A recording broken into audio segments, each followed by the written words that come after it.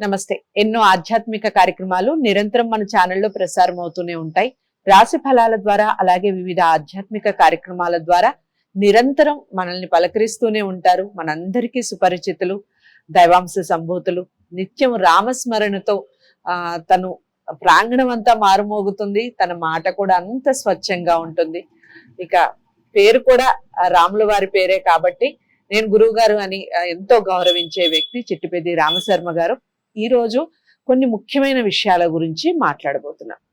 ఈ ఆషాఢ మాసంలో జరిగే వివిధ పండగల విశిష్టత ఏమిటి, దానికి సంబంధించి మనం ఎలాంటి కార్యక్రమాలు చేసుకోవాలి, మన ఆచార వ్యవహారాలు ఏ విధంగా ఉండాలి, అలాగే ఆ పండగలకు కానీ ఆ రోజు కానీ మనం పాటించాల్సిన నియమాలు ఏమిటి, ఈ విషయాలన్నీ కూడా ఈ వీడియోల ద్వారా తెలుసుకోబోతున్నాం. ఎక్కడ వీడియోని స్కిప్ చేయకండి. విషయం బోధపడదు. మీకు ఎలాంటి సందేహం ఉన్నా ఖచ్చితంగా కామెంట్ బాక్స్ లో తెలియచేయండి. అలాగే జాతకాలకి సంబంధించి కానీ ఇంకా ఏ ఇతర విషయాల గురించైనా మీరు జాతక పరిశీలన చేసుకోవాలి అనుకుంటే స్క్రీన్ మీద కనపడే నెంబర్కి కాల్ చేయండి. గురువు గారు అపాయింట్మెంట్ మీకు లభిస్తుంది. నమస్కారం గురు. నమస్కారం. గురువు గారు, ఈ ఆషాఢ మాసంలో ఉండే తొలి ఏకాదశి యొక్క విశిష్టత ఏమిటి చెప్పండి. సంతోషమా, మంచి ప్రశ్న. శ్రీ గురుభ్యో నమః. శ్రీ మహాగణాధిపతే నమః. తొలి ఏకాదశి ఇది ఆషాఢ మాసంలో వచ్చబడేటువంటి ఒక ఏకాదశికి తొలి ఏకాదశి అని పేరు పెట్టారు. మనకు మనకున్న సంవత్సరంలో 24 ఏకాదశులు వస్తాయి. మరి అన్నిటికంత ప్రాచుర్యం లేదు. దీనికే తొలి ఏకాదశి అనేటువంటి ఒక పేరు ఎందుకు పెట్టారు? మరి అంతకుముందు చైత్ర మాసంలో 2 ఏకాదశులు వచ్చాయి, వైశాఖ మాసంలో 2 వచ్చాయి, జ్యేష్ఠ మాసంలో 2 వచ్చాయి. మరి ఇవన్నీ 6 పోయినాక 7వ ఏకాదశికి తొలి ఏకాదశి అనేటువంటి ఒక పేరు ఎందుకు అంటే ఇది ఒక విశేషమైనది. ఇది శయన ఏకాదశి అంటారు, తొలి ఏకాదశి కాదు. శాస్త్రంలో చెప్పినటువంటి తొలి ఏకాదశి కాదు. తొలి ఏకాదశి అని మనం ఎందుకు పెట్టుకున్నామంటే అది మనము నిర్ణయించుకున్నటువంటిది. పండుగలలో మొదటి పండుగ తొలి ఏకాదశి అని చెప్పి ఇంతకుముందు మనకు చైత్ర వైశాఖ మాసాలలో జ్యేష్ఠ మాసాల్లో ఎలాంటి పండుగ, రామనవమి తర్వాత ఎలాంటి పండుగలు లేవు కాబట్టి మనకు ఈ ఆషాఢ మాసంలో వచ్చేటువంటి ఒక శయనేకాదశిని తొలి ఏకాదశి అనుకుంటున్నాం. మరి ఈ తొలి ఏకాదశికి ఉన్న ప్రాచుర్యం ఏంటంటే ఇది చాతుర్మాస్య వ్రతారంభము.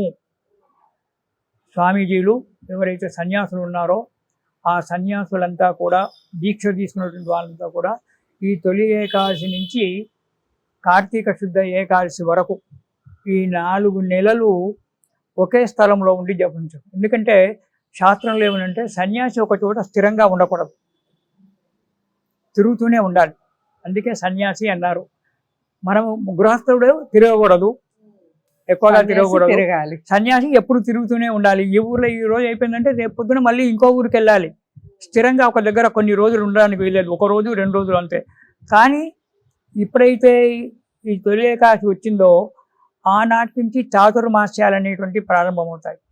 4 నెలల కాలము వర్షాకాలం ఉంటుంది కాబట్టి కార్తీక శుద్ధ ఏకాదశి వరకు ఆ స్వామీజీలు ఒక్క దగ్గరే ఉండి జపము తపము చేసుకోవడం జరుగుతుంది. ఇంకోటి, దీనిని శయనేకాదశి అన్నాము. శయనేకాదశి అంటే విష్ణుమూర్తి పడుకునేటువంటి ఒక రోజు. దీన్నే దక్షిణాయన పుణ్యకాలము అంటారు. విష్ణుమూర్తి ఎప్పుడైతే పడుకుంటాడో దానికి దక్షిణాయనం వస్తుంది. మనకు జూలై 17 తారీఖు నాడు దక్షిణాయనం ప్రారంభమవుతుంది. జనవరి 15 తారీఖు నాడు ఉత్తరాయణం ప్రారంభమవుతుంది. దానికి 6 నెలలు డిఫరెన్స్. 180 డిగ్రీలలో ఈ 2 రాసులు ఉంటాయి. జాతక భాగంలో అందులోకి వెళ్ళినట్టయితే ఖగోళ శాస్త్రం ఏంటంటే 108 డిగ్రీలలో ఈ 2 రాసులు ఉంటాయి.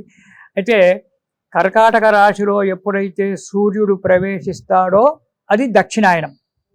మకర రాశిలో ఎప్పుడైతే సూర్యుడు ప్రవేశిస్తాడో అది ఉత్తరాయణం. అయితే రేపు 16వ తారీఖు నాడు 16వ తారీఖు నాడు మనకు దక్షిణాయన పుణ్యకాలం ప్రారంభంగా అవుతుంది. 17 తారీఖు నాడు రాత్రికి, తెల్లవారి 17వ తారీఖు తొలి ఏకాదశి. ఆనాడే చతుర్మాసారం. ఈ 6 నెలల కాలము స్వామి శయనిస్తాడు కాబట్టి దాన్ని శయనేకాదశి అన్నారు. మనకు చైత్రమాసం నుంచి ఎలాంటి పండుగలు ఉండకుండా ఈ శయన ఏకాదశి వచ్చింది కాబట్టి చాతుర్మాస్యాలు చేసుకోవడానికి అనుకూలమైనటువంటి ఒక రోజు కాబట్టి దీన్ని మన వాళ్ళంతా కూడా తొలి ఏకాదశి అని చెప్పి దానికి పేరు పెట్టుకున్నారు. ఈనాడు తొలి ఏకాదశి నాడు చాలామంది పండుగలాగే చేసుకుంటారు. ఆ రోజు మంచిగా రకరకాల పిండి వంటలు అవన్నీ చేసుకుంటారు. కానీ ఏకాదశి నాడు భోజనం చేయకూడదు, ఉపవాసం ఉండాలి, స్వామివారికి పూజ చేసుకొని తీర్థం మాత్రం తీసుకొనే ఉండాలి అనేటువంటి ఒక శాస్త్రబద్ధంగా ఉన్నటువంటిది. సరే, ఉండలేనటువంటి వాళ్ళు అయితే మాకు మొదటి పండుగ అని చెప్పి తెలంగాణ ప్రాంతంలో చాలామంది కూడా రకరకాల పిండి వంటలు చేసుకొని అది చేసుకొని స్వామివారికి నైవేద్యం పెట్టి భోజనం చేస్తూ ఉంటారు. సరే, భోజనం చేయొద్దని స్వామివారు చెప్పలేదు, భోజనం చేయొచ్చు, కానీ మనస్సు భగవదర్పితం కావాలి. అందరూ ఉంటారు కదా గురువు గారు ఏకాదశి నాడు? అందరూ ఉంటారు. అయితే ఈ తొలి ఏకాదశి నాడు స్వామివారికి నివేదన చేసి ఆనాడు ఏకాదశి నాడు ఉపవాసం ఉండి ద్వాదశి నాడు పారణ చేసి చేసుకోవాలి.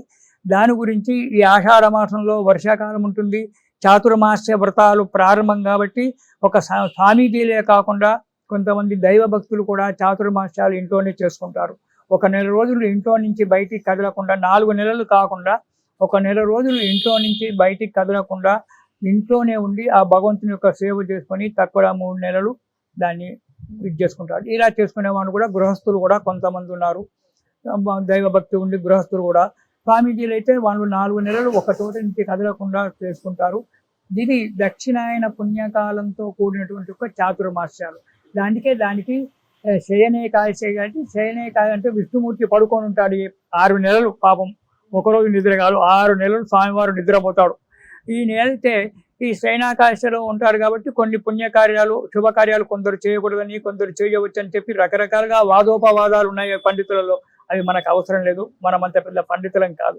ఇది వాదోపవాదాలు ఉన్నాయి కాబట్టి అవి జరుగుతూ ఉంటాయి, శుభకార్యాలు జరుగుతుంటాయి. స్వామివారు శయనంలో నిద్రలో ఉంటాడు, యోగ నిద్ర. అతను నిద్ర ఏంటి? స్వామివారి నిద్రపోతే మనం బతుకుతామా? మనం ప్రపంచమే ఉండదే. అలాంటిది అతను యోగ నిద్రలో ఉంటాడు. అంటే అతను కూడా 4 మాసాలు చాతుర్మాసంలోనే యోగ నిద్రలోనే ఉంటాడు ఆ విష్ణుమూర్తి. కాబట్టి ఆ విష్ణుమూర్తి యొక్క దానికి శయన ఏకాదశి అని చెప్పి పేరు పెట్టారు. దానికి మనం తొలి ఏకాదశి అనుకున్నాము. ఈనాటి నుంచి మనకు పండుగల ప్రారంభము. ఈ సంవత్సరం మనకు 16 తారీఖు నాడు దక్షిణాయన పుణ్యకాలం ప్రారంభమవుతుంది. అంటే కర్కాటక రాశిలోకి సూర్యుడు ప్రవేశిస్తున్నాడు. దాన్ని దక్షిణాయనము అన్నారు. అక్కడి నుంచి దక్షిణాయనం ప్రారంభం. అంటే సూర్యుడు ఉత్తరం నుంచి దక్షిణ దిశలలో ప్రయాణం చేస్తుంటాడు, మనకు కనబడుతూనే ఉంటుంది సూర్యఛాయ. తెల్లవారి తొలి ఏకాదశి ఆ రోజు స్వామివారి యొక్క పూజలు చేసుకోవడము, ఆ విష్ణుమూర్తి యొక్క పూజలు చేసుకోవడము, విష్ణుమూర్తిని ప్రార్థించడము, ఇవన్నీ చేసుకోవడం వల్ల ఆ ఏకాదశి వ్రతాన్ని చేసేటువంటి వారు కొందరు ఒక సంవత్సర కాలం ఏకాదశి వ్రతాలు 12 ఏకాదశులు వాళ్ళు చేసుకుంటూ ఉంటారు.